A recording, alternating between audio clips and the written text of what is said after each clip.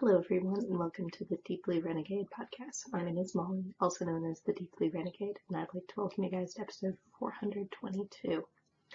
Today is Saturday, August 13th, 2022, and I'm glad you could join me today. I feel like I said something over again, but whatever. It's okay. It is a beautiful sunny day today. I'm hoping to get a little bit of outside time today. We'll see how it goes. It shouldn't be too hard. But yeah, so it's been a productive day so far. Well, I have a new lunch, but so I've sent my mom to the airport, gone grocery shopping, mailed a package to a friend. Hopefully it arrives in time for it to be useful. So our SSK packages came with neck mount fans. I do not need neck mount fan in San Francisco. Maybe I need it at the retreat, but whatever. It's just wasn't my jam. But my friend was looking for one, and like, I have a spare. So I also sent some fiber and some hand soap too. So. But I had to ask because it is a part of my stash of challenging hands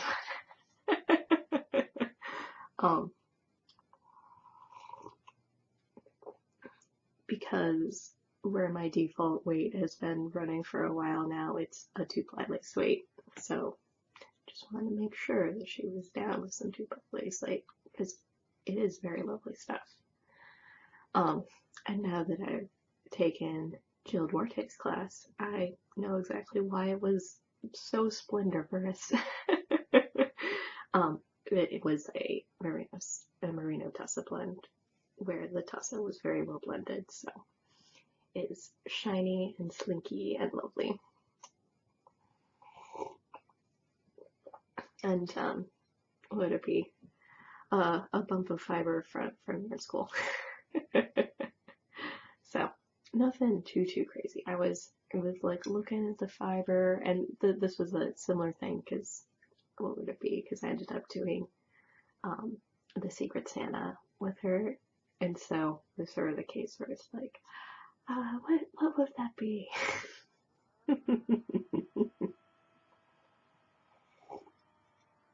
But I also do have to laugh a little bit because I'm guessing the purchase price of the item and the cost of shipping didn't make sense. We made that handspun and fiber make it worth it. So that's the story there.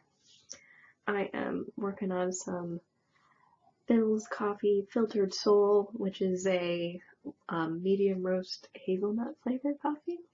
What would it be? It's the only flavored coffee that I buy. And since my mom was staying with me, I know she likes flavored coffee, but it was not flavory enough. And she normally does, or she has a Keurig at home, so she left me with her extra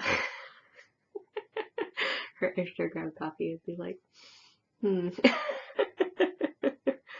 I might need to, yeah, I'm not entirely sure what I want to do. Oh, Mom. But we did have a very lovely visit. Our childcare was on vacation this week, and so she stepped in to cover since we had inherited a schedule. And that is why I didn't record last week either. Ooh, we're a little bit in the danger zone right at this moment.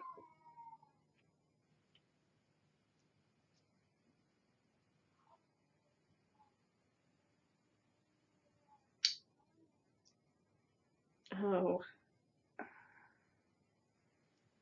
What in the world is going on? Okay. So I dropped 2 stitches. We should fix that before we proceed.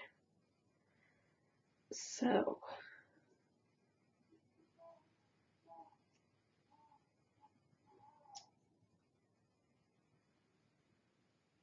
on the knitting front, there isn't too much excitement going on at the moment.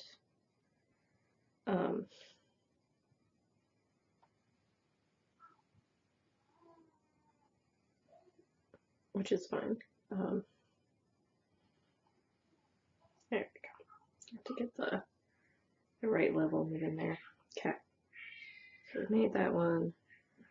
We haven't made. Okay. Crisis averted. Not that it was major crisis, but it did merit some fiddling. So,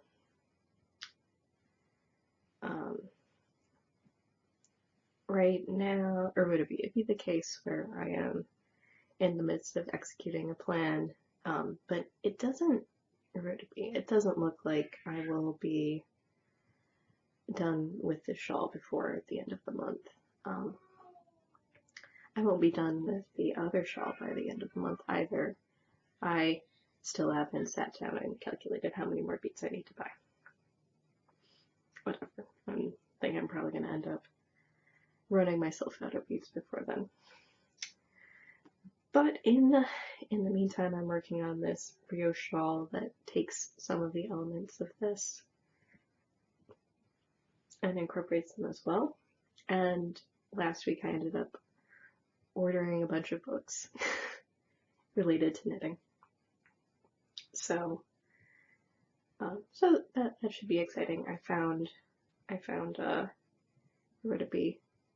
When in my college days, I ended up using 8 books in order to pick up a lot of textbooks. And I searched to find Nancy Marchand's book, and that led me down a rabbit hole of a bunch of different books that I wanted to get. So that is what I did. So I think what's going to end up happening is after that book arrives, then I will figure out how I want to transition this pattern from the little brioche beads that I'm making. They're like little brioche droplets, I would say, into sort of a more all over motif. I am really pleased with how it's turning out so far. And while I was in the grocery store, everyone decided it was a good day to buy groceries. So I managed to get a little bit of knitting in at the grocery store, waiting for the express line. You know it's bad when you have to wait in a line for the express line. But it worked out. It was fun. Things were moving right along. And it was definitely like a good sort of chaos with the express line, because they had one line for all 4 of the self-checkouts. That's definitely a way so that you queue through people in the most efficient way. So that was the story there. So I got a little bit of knitting in there. But I think I started this row last night, so it's not like I started a row that I didn't finish. At this point, I'm very convinced that the alpaca silk that I'm using as the background is really llama silk, because they're guard hairs, and I pull them out on occasion, but sometimes I'm not paying attention, so there may be a step in which I go through and try to extract as many of them as possible. So I'm a little frustrated with that. It is disappointing it's disappointing that it wasn't properly de-haired, and it's definitely like integrated throughout the whole thing. So alas, it's not the end of the world, but it's definitely the case where like not ideal. So since I've talked to you guys last, I have done a pattern transition in which I went from a lower density of the droplets to a slightly higher density of droplets. which seems to be working out fairly well so far.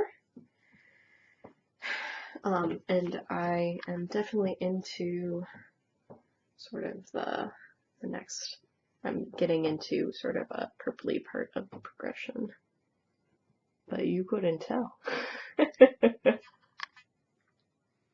Yeah, because it says purple.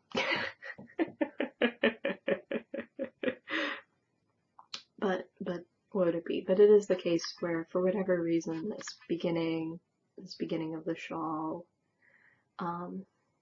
ended up having a lot more of those blue tones to it. I'm trying to figure out the. You can see. So we have sort of this longer spacing of these whatever droplets, and now I've transitioned to a closer spacing, which you can sort of see. But it is a little bit dark in that section. So this is probably the section where I have the least contrast in the shawl, but I think it adds a really nice movement and texture to things. So it's not just plain brioche. It sort of flows nicely here, still highlighting sort of the color changes of the yarn. And then we have the other side, which is much more subtle looking. So you can definitely see more of the pattern here now, which is sort of cool. But yeah, so it's definitely the case where the background color is sort of very lightly colored, so it was primarily the black llama is like 50% llama, 50% silk, and the silk was dyed. And so it has like silver and blue, but I will be hard pressed to show that off with silver and blue as the background, I think. You can maybe see a hint of its bluishness there. But the reverse of the pattern just has like a little line in between, so just a little bit of a distortion in the fabric. So this particular pattern that I'm doing right now isn't super reversible, so that's fine. So I'm now getting into a more silver section of my background yarn, and I am in a purple and black section of the foreground yarn. But I have plenty of yarn to go. So I'm definitely hollowing out. I'm definitely hollowing out my ball.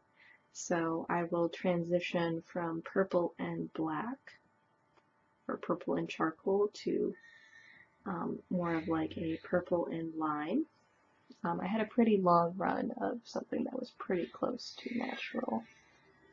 Here, let's see if we can't show you better on this side.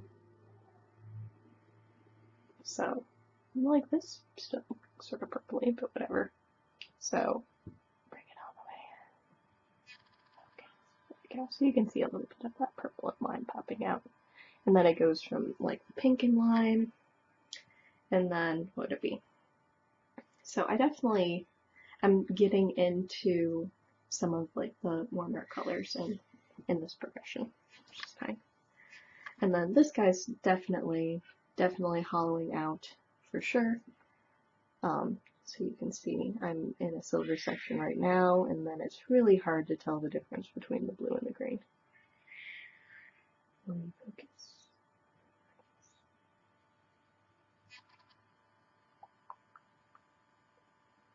So it's very subtle. Probably blowing out this camera. And anything you see protruding from it are these crazy guard hairs that are driving me a little batty. There's probably just going to be tons and tons of guard hairs just lightly sprinkled throughout the whole house. Oh well, such is life.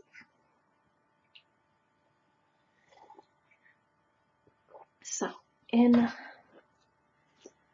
other news, the Scheherazade didn't end up getting any love, but I will probably end up taking some photos of it because one of the groups I participate in is doing a minimum, and also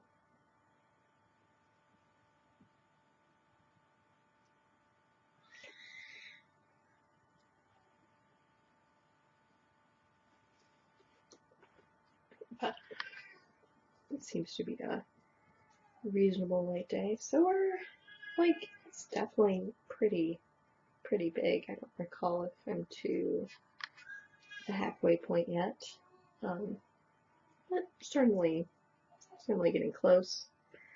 But a group is doing lace and beach net along, so this totally qualifies for that. And then it's sort of cool with this because so you sort of have this overarching gradient that's going on here, and then when you're able to look closely at it, you can see sort of the blips of color that came from how I dyed the gradient. So that's cool. Not too shabby there. But yeah, it hasn't gotten a lot of love this week either. I'm pulling from the outside, so it still looks like I have a ton of yarn. And then I still have half tube of beads. So not too crazy there. I bet one more bead row will kill it. Then I'll have to count and see how much more of this densely beaded section I have left to go. But obviously I like the whole aesthetic of it, so it's just it's a little weird, right? I just have two shells on the needles. I probably do need to get a sweater out needle. So I did finish a hat last week. So this is the 1898 hat, which is a Kristen Bierns pattern, and I think I did a pretty good job of seaming. It's pretty subtle where the back is, but you can still sort of tell. And I made it a little bit longer this time because I guess my spouse has a tall head. Like this goes pretty much to the bottom of my head. And this is out of Fiber Optic Cashmere in the Morticia and Holly Berries colorway. So I held Morticia doubled with, Holly Berries doubled with Morticia for the band. And then I did a sort of hybrid thing with the top. So I did some rows with 2 Morticia, 1 Holly Berries, and other rows with 2 Holly Berries, 1 Morticia, because I didn't have nearly as much of the black. So I was able to use up most of the yarn. I think I even wound it in a ball and put it away. So I definitely had some leftovers, not a lot of leftovers. And my spouse has already worn it or whatever. He has it available for all of his keeping warm needs. But it's been pretty warm in San Francisco.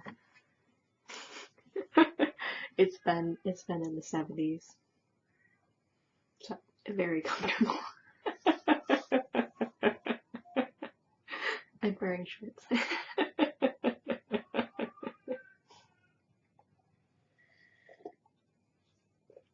So not too crazy there. So hopefully this hat lives for a long time. Long live the hat. May it not get lost too soon. Because there will be, it's probably the case where I would need to go out or I would have to go buy more yarn. The good news is it seems like all of the semi-solid colors of Fiber Optic are available for pre-order is just the gradients that have like a limited time of availability, the gradients and sets and that sort of thing. So, because she has sort of changed her business model from all colorways all the time to just sort of having season or whatever weeks or months when they're available and then retired. I think it's weeks or 2 weeks or something like that. So that is the story there. We're still waiting for the acquisitions. Actually, what's hanging out right there is my bobbin of singles. So the dealio is I'm very close to making it to 10K for Stash Dash. So let's see, it's 9,628 meters. And so I suspect I can, I highly suspect what I can do is actually finish spinning my samples from Jill's class. And luckily everything is in labeled bags. And that will end up taking quite a bit of volume out of the stash right now, because what did we eat? The stash feels full after SSK. It all got put away. Oh yeah, the bag's up there. I was like, I know why that is. So I think my plan is when I finish spinning the singles I'm working on right now, I will work on blowing through all of my samples, and that will likely ooch me over the edge. And I think I'll just end up doing easy peasy 2-ply for that. I don't know. Replenish the stash of small samples. So, and I'll just end up doing that in reverse order, because when I was in the class, we just had a little bit of filler fiber in between each of the things, so it's probably easiest to do 2-ply in that situation. If I want it more substantial, whatever, it'll be fine. So fiber's out, singles are out, but I do need to finish this one that I started at this point. So I just have a few more pieces to actually go on this. So we have one, I think this is 2 and 3. Yeah, so I have 3 more full pieces left to go, and then I have this piece that I started this week, so I finished what I was working on last time, and I am now, this is still a pretty decent chunk, but I'm sort of just working on very carefully totally filling the bobbin here. So this is my ongoing sweater spin, so it's a combination of bluefin, Hello Yarn Merino in blues and teals and yellows and greens, and some natural Shetland, or not Shetland, oatmeal BFL, and a little sprinkling of merino silk and mohair locks.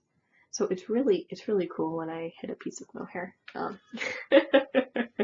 So it gives like it because of sort of the longer staple on that one, a very different texture. You end up sort of getting a run of white in there before, as we sort of integrate that all in. So that was fun.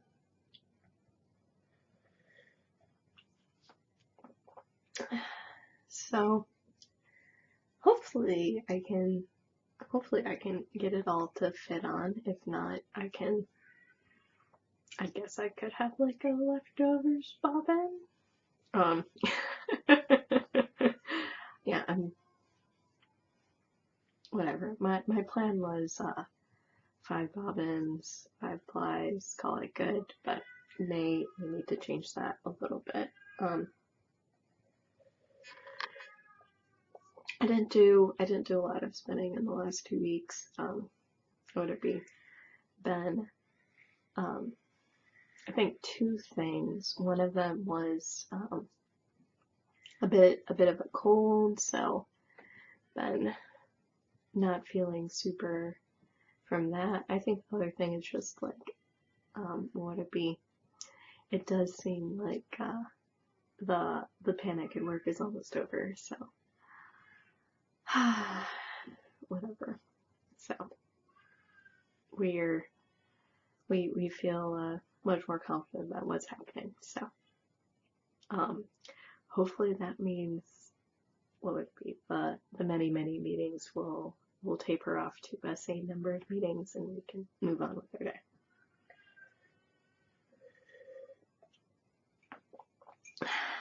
So lovely. But so as a result, there have definitely been some meetings where it's like blah.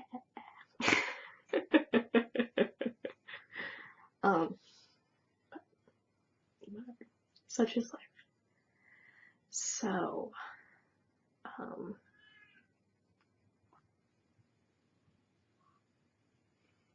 so that would be current spinning plans, getting all of that taken care of. But yeah, I'm pretty sure the only way I make it to 10K for Stash Dash is spinning samples at this point, because I'm not going to be able to finish the sweater spin in the amount of time I have left. I'm still in the first 4-ounce bobbin. Or would it be? So there's that. Like it was a good plan for Tour de Fleece, but it will go into Tour de Fail and Tour de Fall and Tour de Fleece Navidad.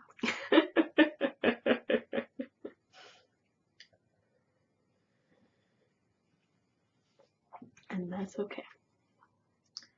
So let's see. Anything else? I don't think there's anything else. So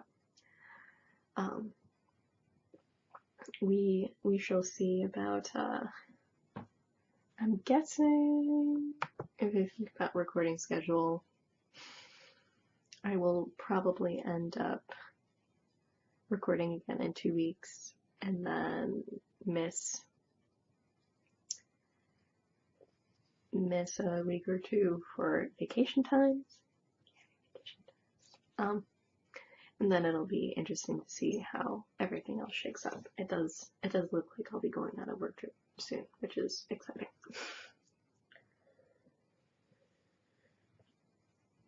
I need to finish figuring that out, but it's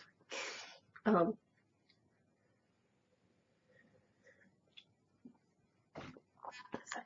That'll be okay. Figure out how all of that slots in. I'm sure it will. I probably should figure out soon what I'm doing, but it'll be okay. But yeah, so not too crazy. Yeah, I think the only thing on my mind right now is just being like, okay, like it's probably time to break into the woolen spun sweater quantities, because I think that will end up freeing up quite a bit of room in the stash if I can release one of those. And then just being mindful of what would be the rate of sweater yarn buying.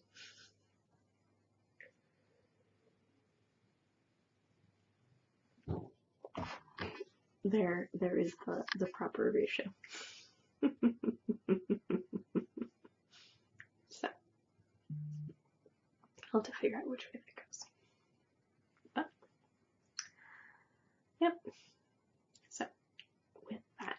I hope you guys have a lovely week, and I look forward to talking to you guys soon.